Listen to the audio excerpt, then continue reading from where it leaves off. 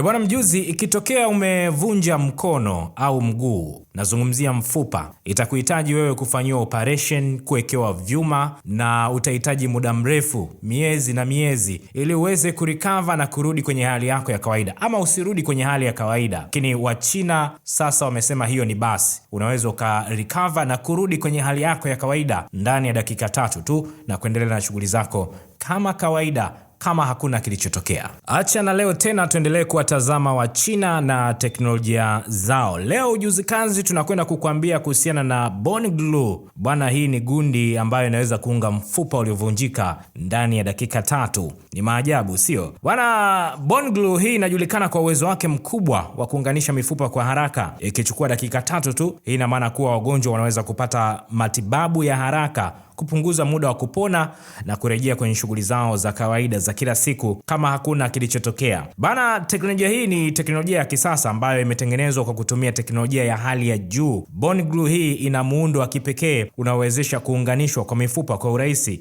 Unatumia mchanganyiko wa polima na viambato vingine vya kisasa ambavyo vinasaidia katika mchakato wa kuweza kuunganisha mifupa iliyotengana. Bana, utafiti unaonyesha kuwa bone glue hii ni salama kwa matumizi na haina madhara makubwa kwenye mwili wa mwanadamu, na inatoa suluhisho bora kabisa kwa wagonjwa wanaopata majeraha ya mifupa bila kuhitaji upasuaji mkubwa. Bone glue inaweza kutumika katika matibabu ya fractures, mivunjiko mbalimbali, ikiwa ni pamoja na fractures za mifupa mikubwa pamoja na ile midogo, na hii inafanya kuwa chaguo bora kwa madaktari katika mazingira ya dharura katika upasuaji wa kawaida. Lakini pia kuongeza ufanisi wa kupona kwa kuunganisha mifupa haraka. Bone glue hii inasaidia katika kuongeza ufanisi wa kupona. Wagonjwa wanaweza kuanza kufanya mazoezi ya mwili mapema, ambayo ni muhimu kwa kuimarisha mifupa pamoja na misuli. Utafiti unaendelea na kuboresha formula za matumizi ya bone glue hii, ikilenga kuongeza ufanisi wake na kupanua matumizi yake katika matibabu ya mifupa. Mwisho wa ujuzi kazi tunasema kwamba bone glue hii